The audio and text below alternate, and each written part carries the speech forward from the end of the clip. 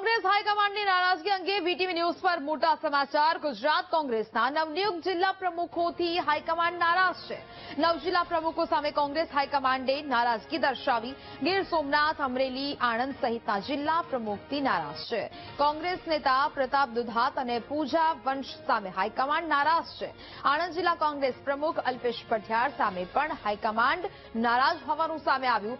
રાષ્ટ્રીય અધ્યક્ષ ખડગે જૂનાગઢમાં પ્રશિક્ષણ શિબિરમાં નારાજગી દર્શાવી છે। નારાજ હાઈકમાન્ડ હવે કડક પગલાં લે તે રાજકીય વર્તુળોમાં ચર્ચા વ્યાપી છે। મલ્લિકાર્જુન ખડગે ગુજરાત કોંગ્રેસના નિષ્ક્રિય નેતાઓની સડેલી કેરી સાથે પણ તુલના કરી છે। લોકસભાના વિપક્ષ નેતા અને કોંગ્રેસ સાંસદ રાહુલ ગાંધી પછી હવે કોંગ્રેસના રાષ્ટ્રીય અધ્યક્ષ મલ્લિકાર્જુન ખડગે નિષ્ક્રિય નેતાઓને કાઢી મૂકવાનું પણ કહ્યું છે। એટલે લગ્ન અને રેસના ઘોડાની તુલના બાદ હવે કોંગ્રેસમાં સડેલી અને સારી કેરી ચર્ચામાં આવી છે।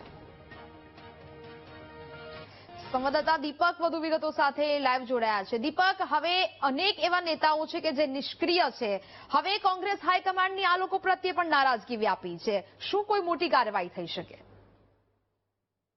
બિલકુલ, જે પ્રકારે ગુજરાતની અંદર કોંગ્રેસનું સંગઠન મજબૂત કરવા માટે હાઈકમાન્ડ જે છે કોંગ્રેસનું તે મથી રહ્યું છે। પહેલા આણંદની અંદર પ્રશિક્ષણ શિબિર કરવામાં આવી અને ત્યારબાદ હવે જૂનાગઢની અંદર નવનિયુક્ત જિલ્લા પ્રમુખ પણ નિમવામાં આવ્યા, પરંતુ આ જિલ્લા પ્રમુખો સામે કોંગ્રેસનું હાઈકમાન્ડ જે છે તે નારાજ છે। 9 જેટલા જિલ્લા પ્રમુખો જે છે તેમની કામગીરીની અંદર નિષ્ક્રિય છે અને તે કામગીરીને લઈને હાઈકમાન્ડ જે છે તે પણ હવે જે પ્રશિક્ષણ શિબિર થઈ રહી છે તેમાં ખુદ રાષ્ટ્રીય અધ્યક્ષ છે મલ્લિકાર્જુન ખડગે તેમના દ્વારા કહેવામાં આવી। પહેલા વિપક્ષ નેતા રાહુલ ગાંધી છે તેમના દ્વારા રેસના ઘોડા અને લગ્નના ઘોડા તેની સાથે તારવવામાં આવ્યા હતા, પરંતુ હવે સડેલી કેરી અને સારી કેરી તે પ્રકારે પણ રાજકીય નેતાઓ જે છે તે ગુજરાતના નેતાઓને તોલી રહ્યા છે। 9 નેતાઓ જે જિલ્લા પ્રમુખ બનાવવામાં આવ્યા છતાં પણ તેમની નિષ્ક્રિયતા કામગીરીની અંદર જોવા મળી।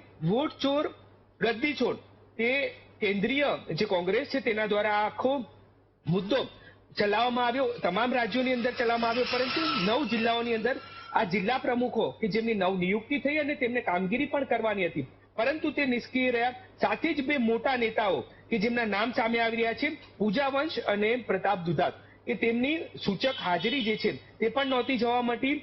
પ્રતાપ દુધાતની હાજરી ન જોવા મળતા ખુદ કોંગ્રેસના મહાસચિવ છે કેસી વેણુગોપાલ તેમના દ્વારા પણ કહેવામાં આવ્યું કે જે નિષ્ક્રિય છે તેમની સામે હવે કાર્યવાહી કરવામાં આવે, જો તેમને રસ નથી તો તેમને હાથી કાઢવામાં આવશે। એટલે કે આ પ્રકારની ગતિવિધિ હવે કોંગ્રેસ જે છે તે કરવા જઈ રહી છે। રાષ્ટ્રીય જે નેતાઓ છે, ખુદ રાષ્ટ્રીય અધ્યક્ષ અને મહાસચિવ જે છે તેઓ તેમની કામગીરીથી નારાજ છે। એટલે કે આ જે 9 જેટલા જિલ્લા પ્રમુખો છે શહેરના અને જિલ્લાના, તેમની સામે કાર્યવાહી થઈ શકે છે।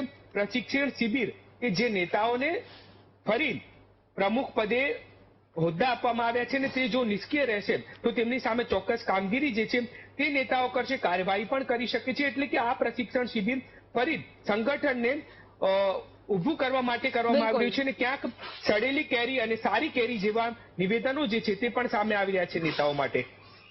બિલકુલ દીપક, વિગતો સાથે જોડાયા તે બદલ આપનો આભાર।